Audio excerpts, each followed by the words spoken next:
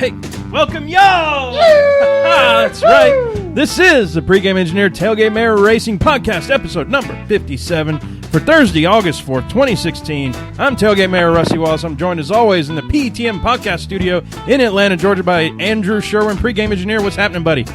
Man, I'm really excited to be here. So excited, I think I wore the same shirt 2 weeks in a row. I'm single and I do my own laundry.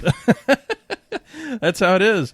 Well, guess what, dude? We have a very special guest, friend of the podcast and second-time visitor with us, Mr. Matt Weaver, the hardest working man in motorsports journalism. How's it going, Matt? Is this kind of like UFC where you guys are just going to keep it rolling and keep adding a number to every single podcast, or you're going to get more WWE on us and start giving the episodes subtitles like PETM Podcast Revenge or Bad Blood or something like that? That's a great question. Bad Blood. Well, I mean, in case you didn't know, I love T-Swizz, so Bad Blood. No, I kind of like that idea. Not bad. I'm digging it. Mr. Weaver, so you've made some waves earlier today, I would say. So just blew up a piece on your old personal blog there, and everybody who's listening to us, y'all go read that, racingobserver.wordpress.com, if I get it right, and really asking what's the role of a NASCAR journalist. We're going to eschew our normal first topics here, but and asking what's the role of the NASCAR journalist. And Matt, I don't know if you remember last time you were on, that mirrors a lot of what we even talked about in our last conversation on the podcast, and I was really intrigued in reading your article and all that. So figure we just give you a soundboard and see where you want to take it on that, and let us know how that went. Well, first and foremost, I just want to make it clear that I'm not trying to come across as a guy that speaks for the entire industry. I don't want to sound like I'm someone that, single-handedly wants to dictate how all of us should fall in line and tackle the job. That's certainly not what I want to do. This was just kind of a me responding to some private criticism on more of a public platform, because I feel like that's probably a piece that a lot of people could like to see.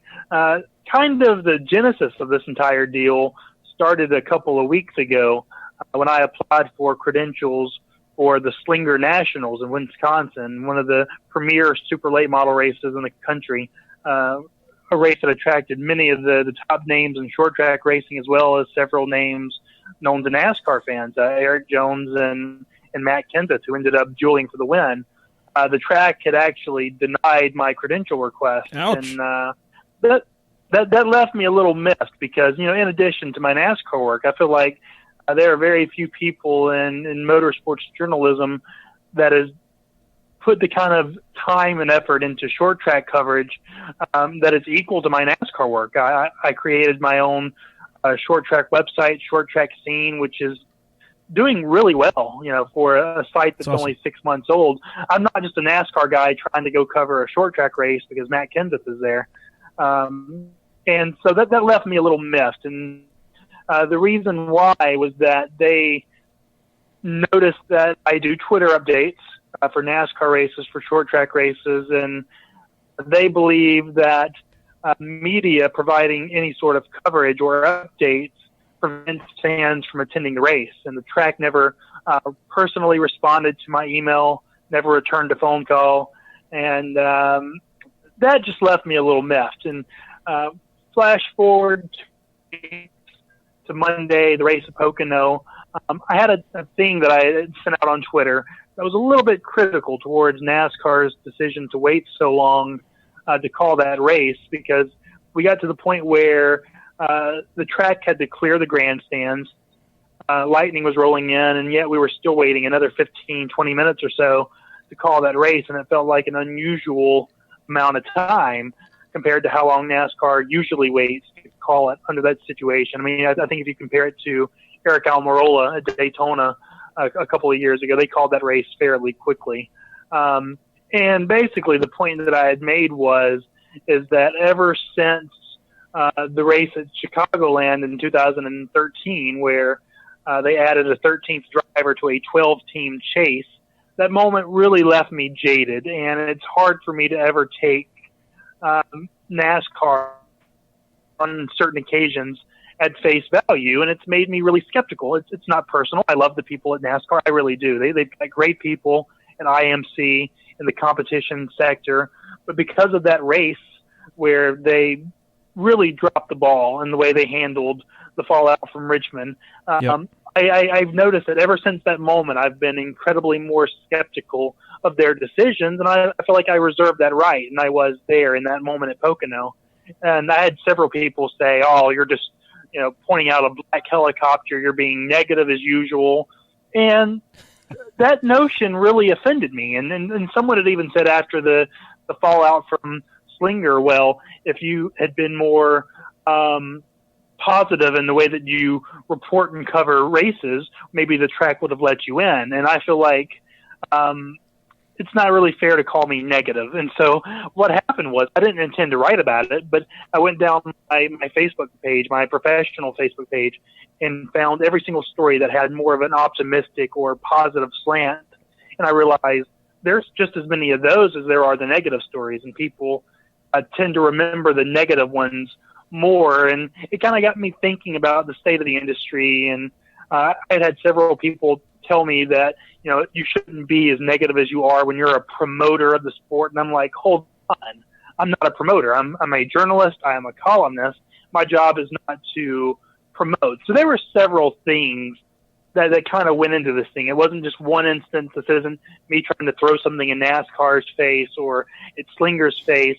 I just feel like it was good for the entire industry, for my readers, people in the sport, to have a conversation about what our role is. And if people in the sport, if my peers, they disagree with me, that's okay too. I'm not trying to dictate how anyone should be a journalist or a reporter or a columnist. I just wanted to better define, in my words, to people who follow me, how I view what I do and what I want to achieve moving forward. And basically, that's what all that was about. Yeah, and I would say, based on the reaction you've gotten on Twitter, it's been I know you say you don't speak for everybody necessarily, but I think there's a lot of agreement from the journalists that you do work with or that are around as well. One thing I'll ask you. So I've also heard not only short tracks, not wanting to admit media members, but I've heard some kind of horror stories about short tracks and social media. Do you know about any of those, like social media blackouts and stuff, and saying you can't tweet about our track or something like that? Well, again, I don't want to make this about me and Slinger, but yeah, if we want to have a larger conversation about the state of the sport, short track racing and social media is engaged in a bit of I don't want to say a war, but they're trying to figure out how to work with each other. Right now, there are just a lot of negative feelings amongst a handful of short track promoters, series, certain races towards social media. There is this kind of growing opinion that fans will stay home and read Twitter updates instead of buying a ticket and going to a race. And certainly, that's their opinion, and I'm sure they have certain metrics or a handful of evidence to support that. But the reality is, and we're all active on social media, so I'm preaching to the choir here, social media is not going away, and it can be a great tool for tracks and different series to interact with fans and really grow your fan base. And I just personally don't like the message it sends to tell a fan who is in my home state of Alabama that, well, you can't buy a ticket, and we're not going to allow reporters to tweet updates about the race, so you don't deserve to know what's going on in this race as it happens. Go to bed, wake up in the morning, and the local newspaper who we do let in will tell you what happens. I think that's a disservice to fans, a disservice to the teams and their sponsors. That's not the best way to go about it. Now, I am totally in agreement of these same tracks who don't want fans or media going to the racetrack and doing Facebook Live or periscoping, especially if there is a broadcast partner who has the rights. If you look at NASCAR, they don't allow us to do video outside of the track during the race because that infringes on their television partners' agreements and contracts. And I totally respect that. But I do think there is a mutual understanding that needs to be reached right now between those who are trying to report on races using social media and the tracks. And I think it does take it a step further when at these races, tracks come over the PA and tell fans, we don't want you to tweet updates either because it encourages your fellow fans not to come to the races. Yeah, that's so weird. And I don't think it does that. Yeah, I got to imagine. This is one of those situations to me that all PR has got to be good PR. Look at the car we sponsor, old Kenny Smith 24K car out of Lee County Speedway. I wouldn't have known Lee County Speedway existed prior to us getting in touch with or Kenny getting in touch with us and us collaborating on Twitter and all that, and then end up in a sponsorship thing. And his girlfriend is the one periscoping the race. They don't have obviously a live broadcast of the race, so she's periscoping it for us. They're tweeting out updates. Heck, if that doesn't make you want to get to the track, I mean, I don't know. That is 100% the reason why when I was invited to go to Dixie Speedway for the dirt races a few weeks ago, I was like, I got to go because I'm watching Kenny run, a hobby stock 4-banger front wheel drive. I'm like, I got to go to one of these things. These are so cool. And then, his class ran there. And it's like, hey, man, when are you going to come down to Georgia? Like, I know it's a ridiculous deal to try to come down. And it's like none of those conversations exist without social media. Yeah. Matt, what are there tracks that you've been to that are doing it right? What are some of the ones that are really embracing social media and looking for that? Well, to put a bookend to our previous conversation, I will say that there's more I wanted to add to that. And now I've completely lost my train of thought. So whatever it was I was going to tell you apparently wasn't that big of a deal in the first place. Okay, so I've recovered. One of the things that I take a lot of pride in as far as my coverage is that I'm one of only a handful of full-time NASCAR beat writers that also spends a lot of time in short track circles. Yep. And I feel like that provides me a very unique opportunity to be a bridge between two groups of fans that don't necessarily converge anymore. It used to be the case where short track fans were NASCAR fans and vice versa. And as the sport has evolved or changed, that's not necessarily the case anymore. And I take a lot of pride in having fans tell me, I wouldn't have known that Eric Jones and Matt Kenseth at the Slinger Nationals if it wasn't for you. And I'm not trying to sound pretentious or snobby because that's my job. My job is to notify fans who wouldn't know otherwise that they are there. And I feel like that's something that is probably being ignored in this whole conversation about the value of reporters attending races and providing updates. Now, to answer your question about tracks and entities that do embrace social media, it's more than the other side, certainly. I'm fortunate enough to do the broadcast for the Cars Late Model Stock and Super Late Model Tour. I'm the color commentator. Oh, cool. They do 10 races a year, and their races are broadcast on Race Feed X. The race winners list includes William Byron and Chase Elliott. A lot of very familiar names have come into those races. Chris Bell is the all-time wins leader in that tour. Oh, wow. And they have a great relationship with social media. Their broadcasts, our broadcasts, are social media driven. We provide the first 10 laps of every single race. There's 2 races each weekend, the super late models and the late model stocks. We provide the first 10 laps for free on Facebook. It's kind of a teaser, and if you want to watch the rest of the event, there's the pay-per-view. Now that's doing it right. We're very friendly on social media. We love interacting with fans, and I feel like the Cars Tour has been kind of a standard bearer. I've spent a lot of time in the Southern Super Series, in the Southeast, the CRA Super Series in the Midwest, and each of those tours are very accommodating for the things that I try to do, whether it's writing stories, whether it's doing social media updates. So more often than not, most people get it, but you often find certain circles in professional short track racing that is very old school. I think a large number of them don't fully understand social media because it's still, in their world, relatively new, exploded the way it has at the professional level for NASCAR, IndyCar, F1, what have you. And like anything, when you don't understand something, your first inclination is to reject it. And I think once everyone at the short track level starts to have a better understanding of how valuable of a promotional tool social media can be, you'll start to see some of those previous mores against social media start to get lifted. That's cool as crap. Yeah, well, I don't want to step on your toes, Rusty, but what I would say about social media and motorsports is I don't know that there's any amount of social media that could impede upon what the actual in-track or at the racetrack experience is. I don't know why anyone would shy away from the idea that someone would want to promote via social media what they're doing at the racetrack, because I think it's only an addition. I can't imagine a situation where I go, well, I can watch XYZ series on my phone, so I'm not going to go. Well, and I don't think that happens. I would also say that NASCAR and racing in general is the number one sport when it comes to social media right now. I mean, I look at, we both follow baseball, we follow football, NFL and college football, we follow soccer.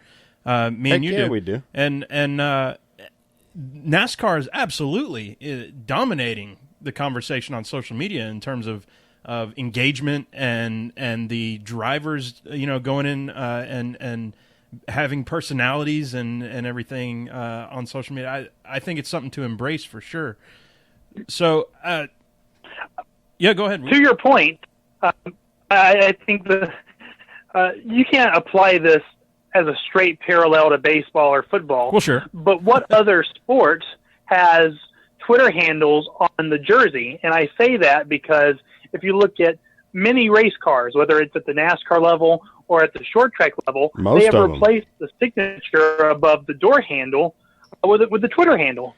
You don't really see that on a baseball jersey. I don't watch a Cubs game. I don't see at A Rizzo 44 on the back of Anthony Rizzo's jersey, but you see that in racing. For sure. And if it's not the signature, because the signature means too much to the brand, then it's on the C-pillar. And, to your point, Jake Arrieta's Twitter handle is not on the back of his jersey. It just says Arrieta. Yeah.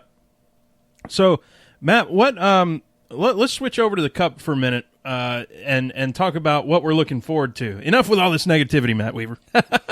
You're too negative. No, you're not. You're absolutely not. So what are we looking at? What are you looking forward to over the next few weeks as we're rounding out the regular season? We got Bristol coming up. We got Darlington coming up. I mean, it's not these mile and a half cookie cutter stuff. What's the big stories that you're looking at over the next couple of weeks, and what are you excited about? Well, first and foremost, if we're done with the negativity portion of the show, I guess my services are no longer needed. But believe it or not, this is actually one of my favorite stretches of the NASCAR season, and it has been ever since NASCAR instituted the chase. To me, the best part about the chase format has actually been these handful of races leading up to the end of the regular season, especially when you have a really fascinating battle near the cutoff. We didn't have that last year. I felt like everything was largely set in stone well before Richmond, and that was one of my larger concerns about having the field get expanded to 16. But right now, this year has been crazy. I wrote a column on Racer.com on Tuesday talking about how this season is basically about strange things happening on a weekly basis. And basically you have multiple universes in play that you have to consider when watching these races, because you have the championship standings as they are now with Chris Buescher not in the top 30. If he makes the top 30, he is in the chase. He bumps someone who is in on points who doesn't have a win, but that's not in play unless he can get to the top 30. We're going to Watkins Glen this weekend, to where you have to watch AJ Allmendinger. I know we say that every single time he goes to a road Dinger! course. He's only won one of these since the win and you're in era has been established in 2014. But he's the favorite, and he will be unless he makes a mistake, which has happened. But if he wins, it's yet another alternate universe where you have to start looking at what if both Buescher and AJ Allmendinger are in the top 30 and both have wins, and it bumps two people out without a win. Maybe neither happens. Maybe Buescher doesn't get to the top 30, and maybe AJ can't win, and that's two guys who can get in just on points. And let's not forget, those guys are still battling amongst themselves from positions 13 to 17 or 18 to get in amongst points, hoping that a bunch of people don't win at Watkins Glen, at Bristol, and completely ruin their plans to get in on points. So it's really kind of like, just numbers are pouring out of my head right now. It's almost maddening to think about all the different things that could happen over the course of the next month. And, make no mistake, I've been a critic of the current chase format. But with that said, this is one of the things that it does do right going into the part of the year where football starts to take hold over American culture. If you are a fan of NASCAR, they're not giving you a lot of reasons to want to turn away right now because there are a lot of good storylines. And let's not forget, Dale Jr. may or may not come back. And if he does come back, maybe you're looking at a situation where he goes into Richmond and he has to win. I'm not saying that is the case because we don't know. Yep. But yet again, that's another spot amongst so many that we have to watch. And quite frankly, that's kind of cool. So we got, heck yeah, it is. Yeah, so we got a question from one of the listeners, Jason Woodham, over email. I would give his Twitter handle, but we got this one over email. Yeah, you sent it over email. So I'm not going to give Twitter. I'm not going to give out his email address, but I'm gonna phrase this a little differently because Matt, one thing that you said earlier was that you're not very confident in NASCAR's ability or not ability, but their I would say their propensity, adaptability is not good. Do you think that they let Chris Buescher finish a regular season in 31st place with a win and not make the chase? Do you think they would do that this year? If he's not inside the top 30, he's not going to make the chase because that's the rules. And I've got no doubt about that at all. NASCAR is not... I hope they're not going to say, well, you were close to the top 30, so we'll let you in. Because, I think we baited you there. Quite frankly, I will flip my lid if that's the case. The rules are the top 30, and if you have a win, you're in. And I think he's going to get there. I think Roush Fenway and Ford Performance is going to step up the amount of assistance they're going to give to that team. Yeah. And you're going to see them really go all in because there's a possibility that the three Roush cars all fail to make the chase.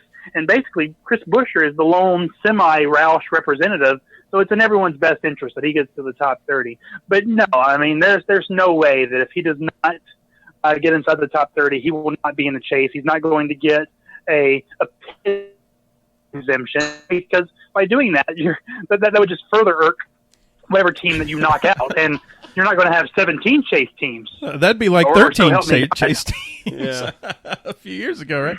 No, kind of like Sherwin said, kind of baited you on that. Yeah, we baited you a little bit. That's okay though. Let's close it out with this one, which is something we forgot to do at the top of the show, and we actually got called out by our loyal listeners on here. Yeah, we did. Mr. Weaver, what you drinking today? I am drinking a iced latte. Iced latte. Nice. Attaboy. Nice. You planning on writing tonight? The non-alcoholic coffee connoisseur that I am, drinking coffee at all hours of the day, never sleeping, always writing. Well, we know that about caffeine is my best friend. Yes, sir. Well, we don't call you the hardest working man in motorsports journalism for nothing. That's right. As always, appreciate you coming on the podcast, man. This has been a blast, and can't wait to hear the next one. Yeah, have we reached the end of the line already? We can keep going, buddy. I feel like we've just now touched the tip of the iceberg here. We've got an exciting couple of weeks. Let's keep it going for a little bit. Well, let's keep it going then. Cool. So let's talk about Truex then. So Truex, we were just talking on the phone before we even started the podcast, before we started the Periscope, before we started everything. I was like, hey, I just want to BS with you a little bit, Weaver, and you had brought that up. Talk to us about that. That was something that you said that was weird how it was breaking news after the kind of 9 to 5 normal working day, and then you had to quickly write out a piece on that and get that on before or get that out before you had to come on the podcast here. Yeah, it wasn't really a surprise in that we all expected Martin Truex to receive an extension of some kind with Furniture Row Racing. Yep. They've done so many good things together since joining forces a couple of years ago, winning 2 races in their tenure together, joining the Toyota Racing Alliance, basically, and leading more laps than anyone else in the universe this year. The only team to have led more than 1,000 laps. The first single-car team to lead over 1,000 laps in a season since Rusty Wallace did it with Penske in '93, I believe. And so this is just a good fit. Everyone is working really well together there. Cole Pern, we used to call him an underrated crew chief, but now that he's with basically the TRD Alliance, I think he's just rated where he should be, which is one of the best at what he does. And so it was a priority from the start of the year to make sure that relationship would continue and that Martin Truex would stay with the team. The only thing that was odd about it was that the press release came in at 8 p.m., but that's just a matter of them probably getting everything finalized late and not wanting someone else to beat them to the punch. So it's a good fit for all involved. Yeah, absolutely. I mean, it seems like a no-brainer to me that they would do that, especially considering the new charter, not franchising, but chartering. The fact that they could possibly expand to 3 more charters and get Eric Jones in the fold and all that stuff. Like it's very obvious that JGR is sharing as much information as they could possibly share, maybe even helping build the cars.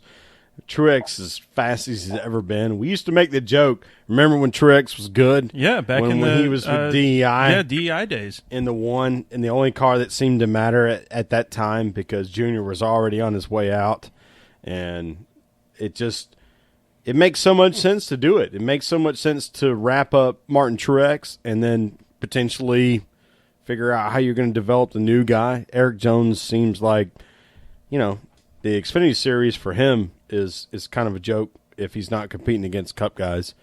So let's get him in a Cup car and see what happens. Yeah. Matt, what do these other guys got to do now? I mean, JGR, that's not only dominating where they're at, but then they have their quote-unquote second team, and look at the talent that they've got lined up and the talent that they've just re-signed and everything. What do these other teams got to do? What's Hendrick got to do? And by golly, what does Roush have to do right now? Well, right now, TRD is just doing everything. I don't want to say right because they're spending a lot of money. That's just the reality. Money equals speed in the sport, but it's not necessarily about money either. And before people jump on me and say that's not fair because Hendrick is spending a lot of money and Stuart Haas is spending a lot of money, they are. But TRD has really upped their commitment to Joe Gibbs Racing and Furniture Row and the sort of resources that are available to them. But again, it's not just about money because one of the things that I feel like has kind of gone understated this year is the amount of teamwork that those 5 cars and their drivers and crew chiefs have displayed. We saw it at Daytona, the way that those 5 cars all linked together and pretty much put a barricade around the front of the field and decided that race amongst themselves, Denny Hamlin and Martin Truex coming down to the line. But it didn't stop with Daytona. The thing that I don't think a lot of people realize is that the 5 drivers and the 5 crew chiefs, the owners, Joe Gibbs, Barney Visser, and the president of Toyota Racing Development, David Wilson, they meet every single week, either the Saturday night before or the Sunday of the race, and all the key figures come together and they formulate their strategies. They talk about the things that they want to do, their goals, how they're going to work together. And I just don't think you're seeing that at the level that you are right now with Toyota, Gibbs, and Furniture Row anywhere else in the sport. And when you combine that with the resources they have, the amount of money that they're spending, the technical brilliance that those crew chiefs bring to the table, and it's just hard. I'm not saying that they're an unstoppable juggernaut, but you've got everyone at Toyota buying in to David Wilson's vision And, it's going to be really, really difficult to beat that in the chase. And it's going to be really interesting to see, how that sort of situation plays out, because conventional wisdom says there's no way that all four of the championship four at Homestead are Toyotas. When you look at the pure stats, the numbers, there's a very good chance that at least four of those five cars are going to make it. And wouldn't that be something for Toyota to completely take over Ford Championship weekend? Absolutely. I think you hit all the nails on the heads right there. That was, I don't know what else to say. Let's, what do we want to go to now? I'm looking at our. Do we want to introduce Matt? See what our strange was staying? I don't know if we go quite there yet. Let me see here. Are you? Well, I had a topic and I lost it. So, I know what it is. You're an Alabama football fan, right? Oddly enough, it's funny because if we're going to open this can of worms, we're going to open it all the way. We just got here it goes. It's pretty much an expectation that if you're a baby born in the state of Alabama, from the moment that you first come out, you are declared either a War Eagle or a Roll Tide. Right. And I was fortunate enough. I am lucky. I #blessed to be non-affiliated with either the Alabama Crimson Tide or the Auburn Tigers. Wow. I went to school at the University of South Alabama, which is a really good school. And I really didn't pick a side. I didn't pick a faction. Right? I was lucky enough to be the student paper editor at South Alabama when they started their own Division I football program. I've got a lot of loyalty to my Jaguar football team there, and I enjoy what the state of Alabama has been able to produce there, winning so many championships with both Alabama and Auburn. But at the same time, I'm not going to claim either one of their fan bases, because between me, you, and the rest of the world listening, they're all crazy. Well, I was hoping. No kidding. I was hoping you'd be an Alabama fan because, of course, we have Matt Bishop, the friend of the podcast, photographer for NASCAR, who's been on the show before, and hopefully, I was hoping we could have a fist fight at the next tweet up in Bristol or something, or at least an arm wrestle. Oh, we're going to have a fist fight because if Bishop is still hanging out and listening, he knows there's actually a bit of a grudge match that is formulating between myself and Matthew Bishop. We are currently feuding pro wrestling style or rap battle style over the rights of the name Matt. I insist that I should be Matt and he should be Bishop. He wants to be Matt or Matthew, and he wants me to be Weaver. And so we've got to figure out some way to decide which one of us are going to use the first name and which of the other is going to be used the last name. That is awesome. I love it. I love it. I love the WWE connotation. I love the college football talk. I love everything. That's right. Maybe best throwback T-shirt at Darlington. How about that? Right, and you get one punch to the sternum, and then whoever falls, that's the winner or the loser, as it were. The old Rochambeau. Well, obviously, Matt, since you're on the show today, Mr. Matthew Weaver. I think we've run out of I don't know, safe for podcasting topics here. Right, we're trying to stay AM radio safe here. So. Yeah, but as always, man, really appreciate you being on the show. This has been a blast, and can't wait till the next one. Yeah, absolutely. I appreciate you guys having me on, and we'll catch up here in the next couple of races. Are you going to be at Bristol? Absolutely. We'll see you there then. Yep. We're going to be there. Sounds good. We'll talk to you guys then. Awesome, That's man. Awesome. We'll talk to you later. Thanks, man. Bye. How cool is Mr. Weaver, man? Just about the coolest guy ever that works in media, journalism, I should say. I want to call him a journalist because I think he respects that, as opposed to not being just considered media. Like, he does print journalism, and it's really good. Yep. And he covers, like he said, he's half NASCAR, half everything else. I mean, he's all over the place with with all the short track stuff and everything. I should have given him some time to promote all his stuff, but racingobserver.wordpress.com, that's his personal blog, and he does the what's the name of it? I'll dig it up. I'm sorry. I'll dig it up. Well, from his handles, he has two handles. He's got a personal handle and he's got a professional handle. It's Matt Weaver SBN, and it's J Matt Weaver for his personal. He loves the Cubs. He loves motorsports, and he'll never let you down in those arenas. Yep. Short track scene. That's the one. Yeah, so y'all short check him track out. scene. At Matt Weaver SBN, short track scene, all that stuff. Really cool to have him on. Can't wait to the next time, and maybe we have him on often enough to where we don't have to thank him profusely every time. But it's really fun. It's really cool. Let's. You know what? I didn't even ask you what you're drinking. So what you drinking, Sherman? I actually am drinking some of your Jim Beam Black, and I stole some of your wife's tonic. Well at done. her request. Well done. I've polished off this Founders All Day IPA, which they're selling in the old 15-pack now. So that's kind of like fun. Yeah, it is fun. They're the first kind of craft like beer to throw together the a tailgate pack. Matter of fact, they have like the old Woody car. What is that called? The old I know what you're talking about. Yeah, I don't have the word for it. From the National Lampoon Vacation and all that stuff. So that's on there. The wood panel station wagon. Yeah, that's what it is. Wood panel station wagon. The Caprice wagon. 4.7% IPA. It's awesome. Oh, it's like a session IPA. Yeah. Let's move on to a couple of those.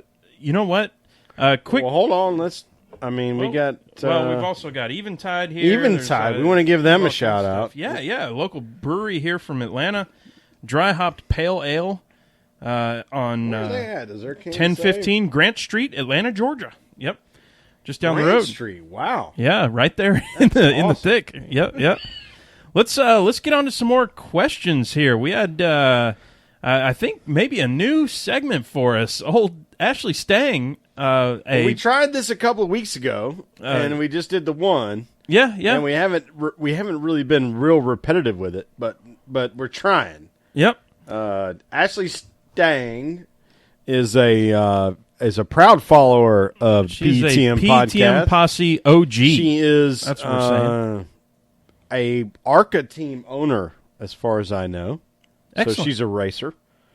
And she likes to send us some really goofy questions or topics. That's right. So we got Strange with Stang. All right, here we go. Yep, do it. All right, here's what we got going on. We're picking two tools. Two tools. All right, Rusty and Sherwin. Two tools. Exactly. Yeah. I think we get to pick mechanical tools in this aspect, so we get to add our toolishness to two functional tools. All right. We're only allowed one type of fastener. Okay. And it sounds like the materials were unlimited. Okay. We have 2 hours to build a functional piece of furniture. And I told Ashley on Facebook, or not Facebook, but Twitter. I was like, we're actually as big a nerds as we are. We're pretty handy. Yeah, well, that's true. What are you gonna get? Like, we both know how to weld stuff. Yeah, we both have built stuff with wood. Yeah, like we don't suck at this. So I think Ashley's going to be disappointed in our response. Well, to this. So I'll take it. I'll take it to the extreme then. So first off, all right, you ready for mine? Yeah. Well, I don't even know what I'm going to do yet. Well, you tell me. All right, here we go. Because we're in it together. So I'm going to start with fastener. Of course, it's got to be duct tape for me. I mean, come on. Yeah, that's my fastener. For sure. Yeah, I'm going to use duct tape. Now, if it moves and it shouldn't, duck it. Duck it. Yeah. Or, the other thing. So, yeah. Duck it or duck it. Right. So I'm trying to think of things that I need. So one thing that you actually have for your big green egg is those little side tables, little right? Wings. Yeah, little wings. I don't have those. I need to go buy some, but instead of spending $200, why don't I make my own? So if I'm using duct tape, good news about duct tape. I'm going to make waterproof ones. I don't know if yours are waterproof, but mine are going to be waterproof thanks to the duct tape there. I don't know that they are. They need to be though, because I'd let them get wet. I'll let you borrow my duct tape. All right, can't duck it. I think the only other things I'm going to need besides materials is I'm just going to say a screwdriver and a table saw. So yeah, give me I was going to say table saw and duct tape, and I'm going to make me some side tables for my big green egg. I have all the tools necessary. I didn't know if we was going to make a chair or a table or a side table or a couch. We'll make you a couch. But I've got the make? battery powered DeWalt saw. Mm-hmm. I got the drill, and we can buy screws. Okay, that's 2 tools. Yeah, well, that's and material. 1 fastener. Yeah, materials are unlimited. Yep. Okay, so we just get wood. Yeah. Yeah. What are you making? Sorry, Ashley. I mean, we can make a table. We can make a picnic table. We can make a chair. We're going to make a television. We can make an Adirondack chair. One of them lean back that. things. Yeah, lean back and get you a bourbon, pour it up, and that's right. Enjoy a sunset. So we got another fan question at RAPEDIGO, R.A. Pettigo. Is that R.A. Pettigo? Pettigo. He's asking us, or she, sorry, if you, I don't know which one. If you get trapped on an island with any cup driver not named Danica. That is very specific. Who would you want it to be? Now, I got to give you credit for the not named Danica part. I got to take it.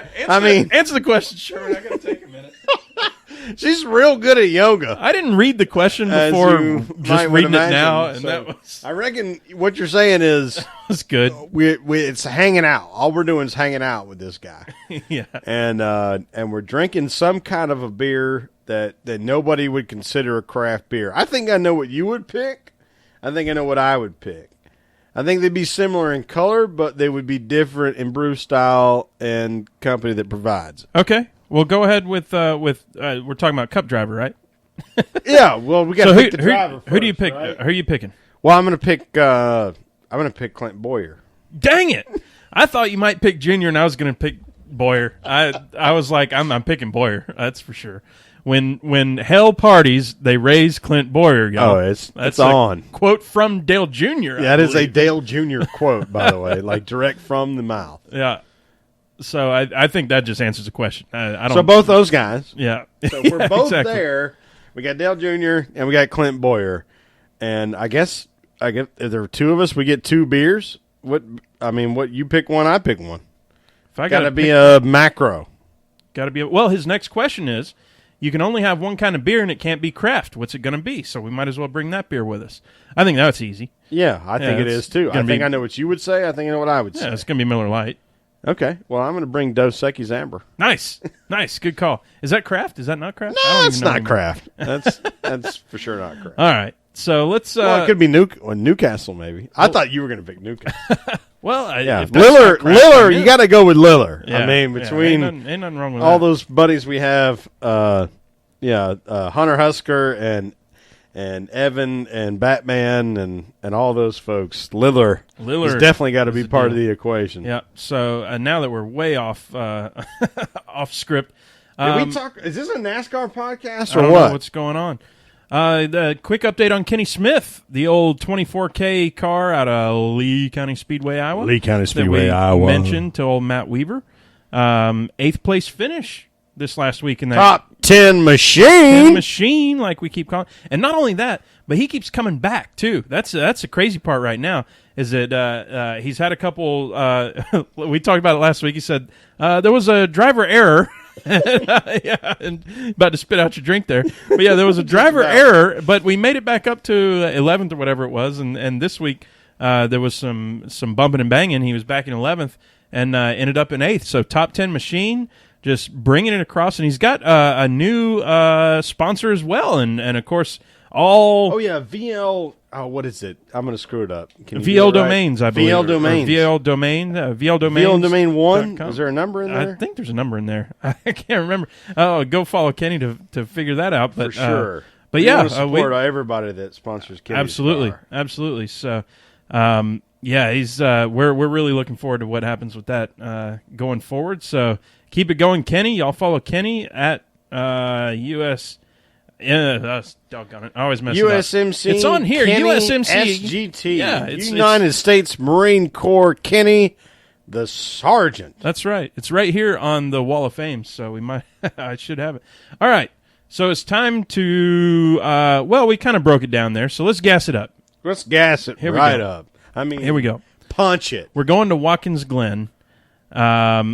Let's talk about our terrible... Pretty much the coolest race of the year. Yeah, let's talk about our terrible picks at... we don't have to talk long. Driver 24? Yeah. Driver hashtag Driver 24 picks? Yeah, Car 24 and Driver 24. I picked the person who's been driving the 24 for the last 20 years. Sherwin picked the person who's driving the 24 for the last 6 months, and both of them... Yeah, Chase... what do we want to call this? He doo-doo bombed the tunnel turn and wiped out Joey Logano and himself. Not just Joey Logano. Joey Logano, the leader of the race at that point, I believe. Yeah, it was not good. No, that didn't work out well. Pretty Still kind of in a slump. And Jeff had a seatbelt come undone on a restart. How in the cuss word does that happen? I don't know. I want to say the F word and all the other words that none of y'all want to hear. Like, he's driving at 150 mile an hour, like working the steering wheel with his left hand, trying to figure out how to buckle this thing, looking up, buckling 150 mile an hour. Like, man, I'll tell you though, we talked about it last week. I can't even text at 30 miles an hour. No kidding, without crashing into stuff. We talked about it last week that among the people were Ryan McGee. I hate keep calling him out, but he was saying. He's worried, not worried, but, he just sort of questions that we don't want something to happen to Jeff that ruins his retirement at this point. And a seatbelt coming loose like that's a scary sort of slap in the face to say. Significant. Yeah, so that's interesting, and we'll see what happens. I mean, he's definitely on for, the next 2 races? Yeah, he's absolutely in the car for Watkins Glen and for Bristol. So we'll get to see him race at Bristol. We'll get to see him race live again. Yep. Our retirement tour doesn't end. That's right. But who knows after that? It might be a good idea to bring in another driver or something. So we'll see. But let's ramp it up. Let's gas it up. We've talked about Watkins Glen before, where Sonoma is the sort of short track, quote unquote, of the road courses, and we call it like the Dover, of road courses. Like, it's fast and we called as hell. Watkins Glen. Well, I was saying we called Sonoma. Oh yeah, we call that like the Martinsville. The Martinsville. Yep, absolutely. And I said that wrong. Yeah. Sorry, y'all. And then Watkins Glen is like either the Dover or Richmond, or not Richmond, but Darlington. Darlington, Dover, maybe Richmond. Yeah. Intermediate, if you will. I've seen intermediate written. I've heard it said on podcasts. Yep. That Watkins Glen is just so fast that it's very much the road course that aligns with being super fast. Mm-hmm. Like average speed at Watkins Glen, if average speed at Sonoma is like 58 mile an hour, at Watkins Glen it's like 195. It's that much. Like, it's that much different. And if you're not watching a lot of races, Watkins Glen is also, it's about 90 minutes long, like under 2 hours. Super short. Yeah. I don't know why they call it the 355. Dip your stuff in the sour cream. That's what they used to call it. Yeah. It's only like it's like the nation, or excuse me, I finally did it again. The Xfinity race is like 82 laps, and the Cup race is 90. Like, there was not a lot of difference there. We need a board that says how many days since one of us said nationwide or series. How many times since we had to bleep me cussing. Oh, yeah, that too. We'll have a couple boards up there. Well, you know what that means we have to do is...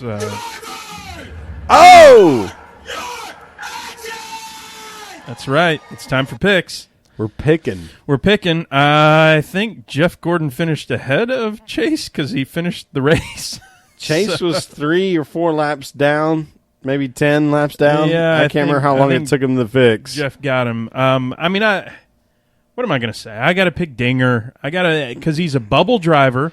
He's butthole. I know. But he's And we talked about it with Weaver, just the toss-up races that we had. Me and you talked about it before the show. For sure. The races that we have left, we could potentially get 16, 17 We could get winners. 17. We could absolutely have 4 unique winners in the next 4 weeks. Yep. So I got to go with Dinger just based on of course he's a road course guy, but I think that would be really cool and compelling for the whole chase situation. What do y'all expect me to do here? Am I being controversial, or am I picking somebody I think's going to win? Somebody's going to win. Dinger. Okay. Yep, go for it. I'm not picking like a C-list driver. Yep. Yeah, I mean, I can't. It's just not going to. So you pick Dinger, which means I can't take Dinger, which means I'm going to pick Joey Logano to repeat. The repeat. The repeater. Got Repeater. Got caught on the repeater. Yep, that'll happen. Okie silly Dokio. I'm an idiot. Super Troopers for everybody. So there's the picks. That's it. So let's start. Do we do Dark Horse for this, or I don't know. I mean, no. Like my Dark Horse would almost be a Cup regular. Yeah. So I don't think there's any reason to do a Dark Horse. If I got a fallback, it'd be like, well, how about Kyle Busch? But anybody but Logano. Periscope's like anybody but Logano. It's like, I know a bunch of y'all hate that guy, but that's fine. One thing I didn't mention to you while I was on vacation, you got some pictures with people holding up the sticker in Brazil, South Korea, and Vietnam. What in the world happened there? Somebody went on a tour. That was awesome. Yeah. Well, one of my friends, and he told me like 3 months ago he was going to do it. He's like, I'm going to get you some cool pictures. Excellent. And so he went on. He pulled through. He pulled through, and we posted some cool pictures. Yeah. So we'll get those up on the Wall of Fame. That was cool as crap to see in Brazil, where it said with the, right there in Rio and stuff. So. And he listens every week. This is my former hiring manager. Excellent. He's like, he'll text me on Wednesday. Hey man, my iTunes is screwing up. Why hadn't your show dropped? Well, somebody just asked. You just on the Periscope. Why don't I have a sticker yet? Well, why don't you have a sticker yet? Well, the way to get a sticker is email us, DM us, or tweet us, or whatever. Oh yeah, get in them DMs. Get deep in them DMs. Yep, and we'll send you one. It's absolutely free, no cost to you, and we pay for the stamp. We pay for the postage. We pay for the sticker. We want you to have fun with the sticker when you get it. Send us a picture of it. Send us a picture of where you put it. It's about time to start closing her out, buddy. Damn, we're already there. I know. Whoa, that's what Weaver said too. United States Women National Soccer Team, nice win over New Zealand last night. Yes, it was. That was fantastic. Couple great goals. Yep. That was fun. That was fun to watch, and the girls doing what they do, which is dominate in the soccer and look arena. Real cute. Well, there's that too. So before we get too deep into that, down boy. Let's stuff our mouths full of beer flavored jelly beans like we always do. Jelly beans. Give us them hearts. Closeout challenge. Jelly bean closeout challenge. Here's the deal. Give us some hearts. Y'all know chewing. It's going to sound dumb, but it's going to be funny. The posse knows where to follow us, but if you don't, it's at PETM Podcast. Visit us online. Things are hard to chew. Yeah. PETMpodcast.com. We got the old .com going. What about that YouTube channel? Tell them about that YouTube channel. Go on YouTube, search PETM Podcast. You'll find them there. Oh, hell yeah. We're on Facebook, too. PETM Racing Podcast. Search us on the Facebook. What do you know? You can find me, Rusty Wallace, at Tailgate Mayor. You can find me, Andrew Sherwin, at Pregame ENG. Let's do it. We'll talk to y'all next week. Yeah. Ninja. Thumbs up.